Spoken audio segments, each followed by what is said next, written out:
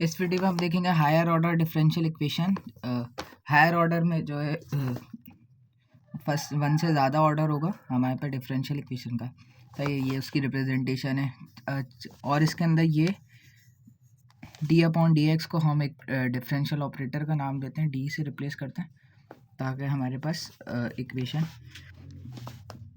एक easy form में आ जाए। सही है। और 1/d अगर करेंगे तो वो इंटीग्रेशन हो जाएगी। सही है। इसका डेरिवेटिव और 1/d एंटी डेरिवेटिव। अच्छा, इसके दो सोल्यूशन होते हैं। कंप्लीट सोल्यूशन में एक कॉम्प्लीमेंट्री फंक्शन होता है और एक पर्टिकुलर इंटीग्रल होता है। सही है। तो सबसे पहले हम कॉम्प्लीमेंट्री फंक्शन फाइंड करने का तरीका देखेंगे। इसके अंदर हमारे पास तीन केसेस हैं। सही। उसको वाई सी भी बोलते हैं कॉम्प्लीमेंट्री फंक्शन को, और पर्टिकुलर इंटीग्रल को वाई पी भी, या जो भी हमारी डिपेंडेंट वेरिएबल है वो, जैसे वाई है तो वाई पी पर्टिकुलर इंटीग्रल और वाई सी कॉम्प्लीमेंट्री, और ये इन दोनों का सम हमारे पास कंप्लीट इक्वेशन का सॉल्यूशन होता है। सही है। तो तीन केसेस हैं। अच्छा, सबसे पहले हम क्या करते हैं, अगर मेरे पास ये क्वेश्चन है, सही है, तो उसके अंदर मैं इसमें बस डी से रिप्लेस कर देता हूँ। सही है, जो भी क्वेश्चन दिया हुआ है ये डिफरेंशियल ऑपरेटर से। सही है। फिर इस डी को मैं एम से रिप्लेस करके इसके रूट्स फाइंड करता हूँ। सही है। तो इस क्वेश्चन में जैसे मैं देखूँ कि ये मुझे d² + 4d + 3 दिया हुआ है। सही है। यहाँ से मैंने y कॉमन ले ली था। अगर पहले मैं इधर बनाऊँ तो d² y बना। सही है। और फिर +4dy बना, देन +3y = 0। सही, ये क्वेश्चन मेरे पास इस फॉर्म में आ गया। फिर यहाँ से मैंने y कॉमन लिया तो मेरे पास ये बच गया। सही है। फिर मैं इस इक्वेशन को d/m से रिप्लेस कर देता हूँ। सही है। तो यहाँ पे मेरे पास ये ऑक्सिलरी इक्वेशन बन जाएगी। सही, ये ऑक्सिलरी इक्वेशन कहलाती है। सही है। अब इसके रूट्स फाइंड करेंगे बाय मीन ऑफ कैलकुलेटर या जैसे भी आपको फिजिबल हो। सही है। तो इसके दो रूट्स आ गए m1 और -3। तो इसकी बेसिस पे हमारे पास ये वाई सी बनता है कॉम्प्लीमेंट्री फंक्शन। सही है। इसके तीन केसेस हैं। इफ़ जब रूट्स हमारे पास रियल हों तो हमारे पास ये m1 और m2 दो रूट्स होंगे। इसको लिखने का तरीका हमारे पास ये है कि हम वाई सी में c1 एक कोई भी कांस्टेंट होगा। सही है, c1 लिखेंगे, e की पावर में वो जो रूट आया है और उसके साथ प्रोडक्ट में ये x लिख देंगे, या जो भी उस फंक्शन का हमारे पास इंडिपेंडेंट वेरिएबल है। सही है। फिर प्लस करके c2, ये भी एक कांस्टेंट होगा कोई e के बाद। फिर जो रूट है हमारे पास वो लिखेंगे, इफ़ बोथ्स आर डिफरेंट रूट और रियल रूट। सही है। और फिर ये एक इंडिपेंडेंट वेरिएबल जो भी हो। सही है। तो यहाँ पे हमारे पास -1 -3 आया था, तो हमने c1 एक कांस्टेंट, e की पावर में -1 था तो -1 लिखा, और फिर x से मल्टीप्लाई कराया तो -x हो गया। देन फिर +c2 और -3 से इस x को मल्टीप्लाई करा दी e की पावर में। तो ये हमारे पास इसका कॉम्प्लीमेंट्री फंक्शन हो गया। और = की साइड 0 है तो सिर्फ ये इसका आंसर हो जाएगा। और सेकंड केस हमारे पास जब हमारे पास रूल रियल हो और रिपीटेड हो। सही है। तो हमारे पास ये क्वेश्चन है, इसके अंदर वही ऑक्सिलरी इक्वेशन बनाएंगे डी की जगह इनपुट करके। तो यहाँ से मेरे पास ये इक्वेशन आई और उसके 1 1 और 3 ये तीन रूट आ गए। सही है। ये आप मैनुअली देखोगे कैलकुलेटर से, क्योंकि रिपीटेड नहीं आते। सही है। तो यहाँ पे 1 1 हमारे पास रिपीटेड रूट है। तो इसको लिखने का तरीका क्या है हमारे पास कि कांस्टेंट 1 + कांस्टेंट 2 c2। सही है। और x हमारे पास उसकी x की पावर वो होगी जो हमारे पास रिपीटेड रूट होंगे। अगर यहाँ पे 2 दफ़ा रिपीटेड रूट है 1 1, सही है, तो यहाँ पे 1 आ जाएगा। सही है। अगर मेरे पास 3 रिपीटेड रूट आएंगे, मतलब 3 दफ़ा 1 1 आ गया इस इक्वेशन में, लेट्स सपोज। सही है। तो मेरे पास लिखने का तरीका क्या होगा, c1 + c2 और x की पावर में 2 आ जाएगा। सही है। और फिर e की उसके साथ प्रोडक्ट में e की पावर में रूट जो हमारे पास निकला है, जैसे रूट का नंबर क्या है 1 2 3। सही है। और ये वो जो जितने टाइम्स रिपीट हुआ है। सही है। एक टाइम रिपीट हुआ है 1 1, तो इसलिए यहाँ पे सिर्फ x आया। 2 टाइम रिपीट हुआ मतलब 3 दफ़ा आ गए नंबर। सही है। अगर ये 2 दफ़ा 1 है तो x की पावर में 1 ही रहेगा, जो कि हम लिखते नहीं है। और फिर इसके साथ मल्टीप्लिकेशन में ex, और 3 हमारे पास डिफरेंट है तो प्लस के साथ e की पावर में हम लिख देंगे जैसे हम यहाँ लिखते हैं। सही है। तो यहाँ पे c3 भी लिखेंगे हम। सही है। +c एक कांस्टेंट और e की पावर में हमारे पास थर्ड रूट और x। सही है। तो ये मेरे पास आंसर हो। इफ़ मेरे पास ये तीनों 1 1 हो जाते। सही है। अगर ये तीनों 1 1 हो जाते तो c1 + c2 x² लिखते, और e की पावर में मेरे पास जो 1 है तो 1 में लिखूंगा नहीं और ex आ जाता। सही है। तो ये मेरे पास इसका YC हो जाता। सही है। और लास्ट केस हमारे पास जब रूट्स कॉम्प्लेक्स हों। सही है। मतलब रियल नंबर में ना हो, तो a + -ib ये इसकी रिप्रेजेंटेशन है। तो वाई सी हमारे पास क्या होगा, ई की पावर में ए, जो हमारे पास ये रियल पार्ट होगा, सही है। फिर ब्रैकेट में C1 कॉस बी एक्स, यहाँ पे बी हमारे पास इमेजनरी पार्ट है इस कॉम्प्लेक्स नंबर का, सही है। फिर प्लस में C2, ये भी कांस्टेंट, सही है। तो साइन, फिर ये बी हमारे पास यही आ जाएगा जो इमेजनरी पार्ट है, और एक्स हमारे पास ये आ जाएगा जो इंडिपेंडेंट वेरिएबल।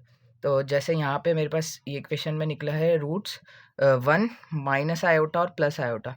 अब ई की पावर में यहाँ पे मेरे पास क्या होगा, 0 प्लस माइनस आयोटा, सही है। रूट ये निकल आया ना, 1 तो बस मैं एज इट इज़ लिख दूंगा C3x, जैसे हमने यहाँ पे लिख दिया था C3 ई की पावर में √3, और यहाँ पे 1 था तो इसलिए 1 यहाँ है, सही है। और ये जो लिखना है मुझे, ये लिखना है इसके लिए, सही है, प्लस माइनस आयोटा, सही है।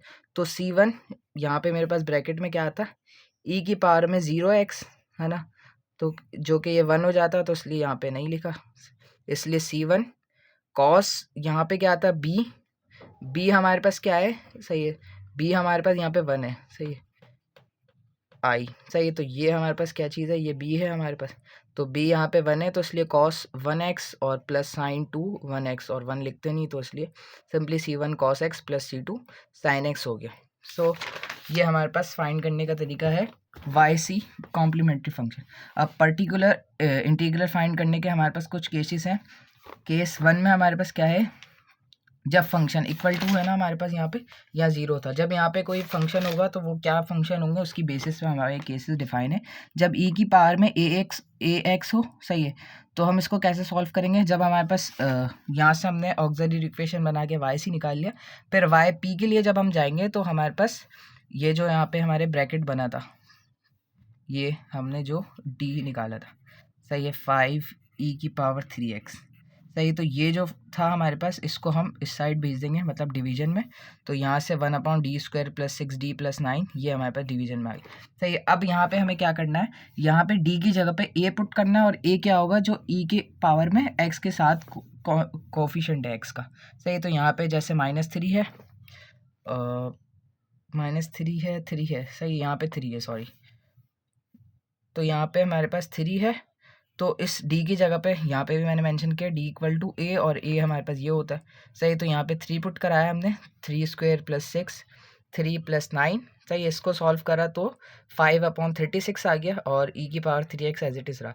और कंप्लीट सोल्यूशन हमारे पास क्या होता है, yc प्लस yp, और yc हमने ये फाइंड करा था जो कि रिपीटेड रूट थे, C1 प्लस C2, और यहाँ पे इस -3x आ गया, सही है। तो ये इसका yc और ये yp, तो इस इक्वेशन का कंप्लीट सोल्यूशन होगा, सही है। नेक्स्ट हमारे पास सेकंड केस है, जो कि हमारे पास है जब हमारे पास राइट हैंड साइड पे फंक्शन कोई साइन ax हो या कॉस ax हो, सही है। तो इसका हमारे पास तरीका है कि जब हम yp निकालेंगे तो जब हमने मल्टीप्लिकेशन के इसके साथ से जो इक्वेशन थी वो डिवीजन में भेजी, और यहाँ पे d² को रिप्लेस करेंगे माइनस का a², और a यहाँ पे इस साइन के एंगल के साथ जो कोफिशिएंट होगा वो होगा, सही है। तो एक क्वेश्चन इसका भी देख लें, एक पहला ही अगर देख लें, चलो, सही है। तो यहाँ से मेरे पास ये इक्वेशन बनी d³ y, और y कॉमन ले लिया, और माइनस का 3d² प्लस का 4d और माइनस का 2, देन y कॉमन ले लिया था, equal to ex plus cos x, यहाँ पे 4dy/dx होगा, सही है। This is missing from here in question, सही है। तो यहाँ से मेरे पास 3 डिग्री पॉलिनोमियल इक्वेशन है, तो 3 रूट आ गए, एक 1, एक प्लस माइनस आयोटा 2, मतलब, तो यहाँ पे हमारे पास a1 है, ex आ गया, और ये रिपीटेड इमेजनरी या कॉम्प्लेक्स रूट लिखने का तरीका जो हमने पहले डिस्कस किया, और ये 1 आया तो इसलिए डिफरेंट रूट लिखा ऐसे, तो ये हमारे पास वाई सी आ गया। अब वाई पी के लिए हमें क्या करना था, इसको जब डिवीजन में भेजा तो ये दो फंक्शन है, ex वाला जो हमने पिछला केस 1 देखा, और ये केस 2 से सॉल्व होगा, सही। तो इन दोनों को बारी बारी बांट देंगे इस डिवीजन को, तो ex के साथ और cos x के साथ, दोनों के साथ लिख। अब ex के साथ लिखना था हमें क्या, इस x के साथ जो कोफिशिएंट है उससे d को रिप्लेस करना था, सही है। तो अब यहाँ पे एक इशू ये आएगा कि जब मैं x से रिप्लेस करूँगा 1, सही है, तो 1³ 1 माइनस का 3 प्लस का 4 और माइनस का 2, तो ये माइनस को 2 5 5 माइनस 5, ये बन रहा है मेरे पास 0। सही, तो अगर ई की ई अपॉन 0 हो गया तो ये तो इन्फिनिटी हो जाएगा। सही है, या अनडिफाइन हम कहते हैं। तो इसको, इससे बचने के लिए हम क्या करेंगे, इधर इक्वेशन में एक इंडिपेंडेंट वेरिएबल जो कि यहाँ इस इक्वेशन में x है, तो x से मल्टीप्लाई करेंगे और नीचे जो डिनोमिनेटर है इसको डिफ्रेंशिएट कर देंगे। सही है, तो हम यहाँ पे इसको d की तरह d से डिफ्रेंशिएट करेंगे तो 3d² हो जाएगा, माइनस का 3 to 6d और प्लस का 4 हो जाएगा। सही है, और यहाँ x ऊपर लगा देंगे। तो फिर इसको जब हम 1 पुट करेंगे तो यहाँ से मेरे पास 1 3 -6 -3 और +4, तो 1 बच जाएगा नीचे। सही है, अब इस तरफ अगर हम देखें कॉस के साथ हमें क्या करना था, इस d² को -a² से रिप्लेस करना था। तो यहाँ पे d³ था, तो एक d को मैंने बाहर रखा और d² की जगह -a² जो कि यहाँ 1 है। सही है, तो -1 और माइनस का 3 पे d² की जगह -1 पे +4d एज इट इज़ रहा। अब यहाँ पे मैंने इसको सॉल्व करा तो ये 2 और माइनस का 2 प्लस का 3 +1 बच गया, और यहाँ पे बच गया 4d और माइनस का d 3d +1। सही है, अब यहाँ पे सिंगल d बच रहा है ना, हमें स्क्वायर से रिप्लेस करना होता है -a²। तो अब यहाँ पे हम इसके कॉन्जुगेट से मल्टीप्लाई डिवाइड करेंगे, मतलब 3d -1 से मल्टीप्लाई डिवाइड करा देंगे। कॉन्जुगेट में बस ये साइन चेंज हो जाएगा। तो इस 3d -1 से मल्टीप्लाई डिवाइड कराया तो नीचे मेरे पास a+b और a-b के होल स्क्वायर के फॉर्मूले में बंद हो गया। होल स्क्वायर बोल रहा हूँ, a² + b के फॉर्मूले में। सही, तो a² मेरे पास क्या हो गया 9d² और माइनस का a1² मेरे पास 1 बच गया, और ऊपर 3d -1 एज इट इज़ रहा। अब ये मैं 9 के साथ जो d² है इसको -a² जो कि यहाँ पे -1 है इससे रिप्लेस कर दूंगा, तो ये -9 और -1 तो ये -10 हो जाएगा, मतलब 1/10 माइनस का, और 3d -1 बच गया, यहाँ पे भी d बच गया। और d हमारे पास क्या था, डिफरेंशियल ऑपरेटर हमने देखा था, d हमारे पास सिंपली डेरिवेटिव है। तो हम इस कॉस का डेरिवेटिव लेके इसको सॉल्व कर देंगे। तो कैसे सॉल्व करेंगे, 3d से कॉस को मल्टीप्लाई कराया और -1 से कॉस को मल्टीप्लाई आया, ये कॉस x है, में भी विजिबल नहीं है पीछे मार कर की वजह से। सही है, और यहाँ पे ये 10 बच गया था। सही है, या -10। अब ये 3d था। सही, 3 एज इट इज़ रहा, और d कॉस मैंने क्या कहा था, d क्या है हमारे पास d/dx। सही है, तो इस कॉस का डेरिवेटिव लेंगे तो हमारे पास क्या हो जाएगा, माइनस का साइन x। सही है, तो ये माइनस का साइन x है गया और माइनस का cos x as it is रहा। फिर इस माइनस माइनस प्लस साइन हो गया, और देन ये भी माइनस माइनस प्लस हो गया, तो और ये 10 को दोनों से डिवाइड करा दिया, तो ये हमारे पास इस yp का आंसर हो गया, और टोटल आंसर हमारे पास yc + yp हो गया, जो कि हमारे पास ये इसका कॉम्प्लीमेंट्री फंक्शन था। सही है, तो यहाँ पे केस 2 हमारे पास कंप्लीट हो गया। नाउ केस 3 में हमें क्या फंक्शन मिलता है, केस 3 में हमारे पास कोई xn होगा, मतलब ये रिप्रेजेंटेशन पॉलिनोमियल फंक्शन की, मतलब कोई भी हमारे पास पॉलिनोमियल फंक्शन होगा। इसके अंदर हमें क्या करना है, जब हम डिवीजन में भेजेंगे yd फंक्शन d का, सही, तो उसको हमें इस बायनोमियल थ्योरम में कन्वर्ट करना है। सही है, डिवीजन में भेजेंगे और फिर उसको जब ऊपर लाएंगे तो इसकी पावर -1 हो जाएगी, जो कि यहाँ पे हमने -1 कर दिया, और फिर यहाँ पे ये फार्मूला लगाएंगे, फिर इसको सॉल्व करेंगे। तो देख लेते हैं, एक क्वेश्चन हमारे पास। सही, तो ये क्वेश्चन है, इसके अंदर मैंने yc नहीं निकाला, बट कंप्लीट सोल्यूशन के लिए आपको yc + yp करना होगा, तो मैं डायरेक्ट yp निकालूंगा। अब यहाँ पे मेरे पास ये क्वेश्चन दिया हुआ है d² + d y + x² + 2x। ये यहाँ पे पॉलिनोमियल फंक्शन है, तो मुझे पता चल गया केस 3 लगने वाले हैं। सही, अब मैंने इसको इधर डिवीजन में भेजा। सही, तो 1/d² + d। अब मुझे क्या करना है, इसको ऊपर लाना है और इसकी पावर -1 कर देनी है। सही है, तो इस बट मुझे इसको एक और क्या है हमारे पास, इधर से d एक साइड को हमें 1 बना देंगे। सही है, तो हमारे पास पॉलिनोमियल ईजी हो जाएगा।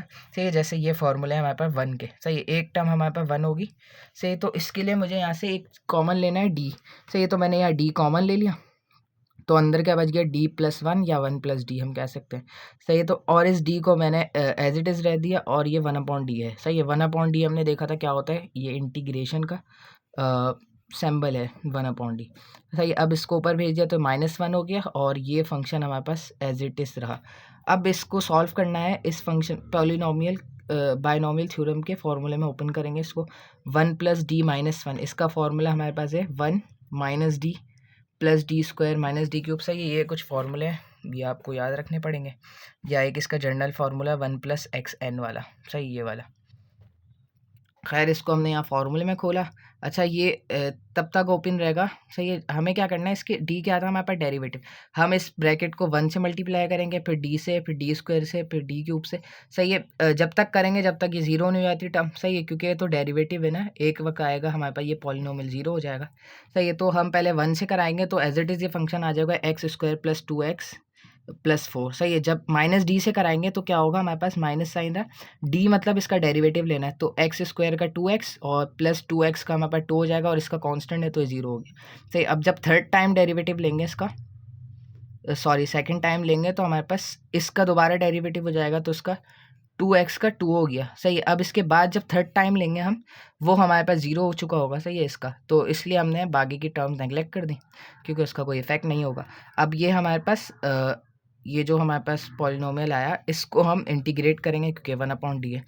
तो बारी बारी इसको देखते हैं, पहले इसको सॉल्व कर लेंगे हम, जो भी टर्म कैंसिल वगैरह हो रही हैं, तो हमारे पास फाइनली x² + 4 बच गया, x² + 2x, 2x cancel, plus का 2 माइनस का 2 कैंसिल, x² + 4, ये दो टर्म बच गए। अब x² की इंटीग्रेशन क्या होगी, x³ / 3, और इसकी 4x हो जाएगी। तो ये मेरे पास YP का आंसर आ गया, जो कि केस 3 करने का तरीका है।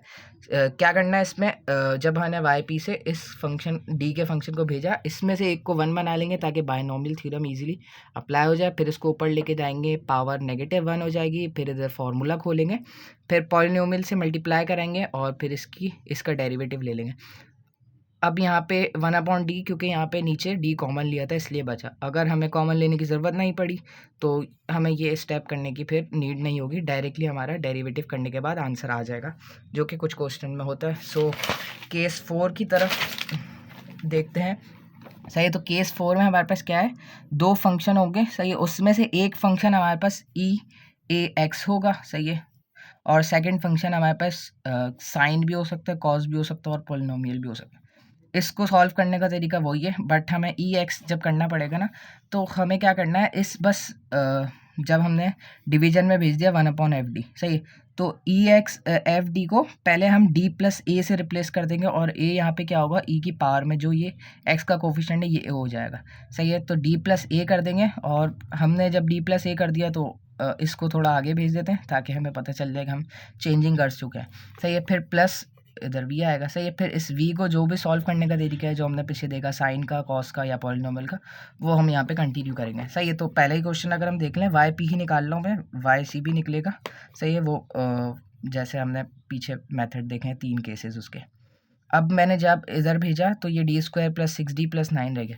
अब पहचान क्या थी, ये दो फंक्शन थे, अब ये अपॉन में था तो मैं इसको ऊपर ला के पावर नेगेटिव कर दूंगा, सही है। अब E को मैं जब आगे शिफ्ट करूँगा, पहले तो मैंने इसको फार्मूले में बंद कर दिया, सही है। क्या फार्मूला था, A² + 2AB + B², तो ये A + B के होल स्क्वायर में बंद हो गया, सही है, जो कि ईजी हो गया आएगा हमारा सवाल, सही है। खैर हमने इसको आगे जब इससे मूव कराया तो D को D + A से रिप्लेस कर दिया, और A क्या चीज़ है हमारे पास, यहाँ पे -3 है, सही, तो यहाँ पे -3 ऐड करा दिया, सही है। तो +-3 कैंसिल हो गए, 1/d² ही बच गया, और इसको सिंपली हम क्या करेंगे, 1/d² बच गया तो हम इसकी 2 दफ़ा इंटीग्रेशन कर देंगे, तो ये हमारे पास सवाल ऐसे ही सॉल्व हो जाएगा। तो पहले हो जाएगा -2, और फिर उससे डिवाइड करा देंगे, देन फिर -1, और फिर इससे डिवाइड करा देंगे, तो -2 और -1 हमारे पास 2 बच जाएगा। तो 2 एज इट इज़ रहा, और ऊपर x की पावर 1 थी जो कि नीचे आके पॉजिटिव हो गई, तो ये YP आ गया। एक और क्वेश्चन देख लें, क्योंकि इजी वन था, सही। यहाँ पे हमारे पास ये फंक्शन दिया हुआ YP के साथ, जब मैंने डिवीजन में भेजा तो EX और sin x थे, जो कि ये V है, और इसके साथ A जो है हमारे पास वो 1 है। तो पहले क्या करना है, EX को जब आप आगे भेजेंगे तो D को D + A से रिप्लेस कर देंगे, तो हमने यहाँ D + A लिख दिया, D + A लिख दिया, इसको सॉल्व करा, जो कट रहा था कट गया, D² -1 बच गया। अब साइन में हमें क्या करना था, इस D² को इसके कोफिशिएंट के स्क्वायर से नेगेटिव के साथ, मतलब इधर जो भी A है हमारे पास, तो उसको रिप्लेस करना था D² को माइनस के A² के साथ, तो यहाँ पे D² की जगह माइनस का A आया, जो कि -1 था, तो यहाँ -1 -1 -2 हो गया, और डिवीजन में तो 1/2, और EX एज इट इज़ रहा, और sin x ऐसी, तो ये हमारे पास YP का आंसर होगा। So that's all for this video. कोई क्वेश्चन है you can ask in the comment. Thank you.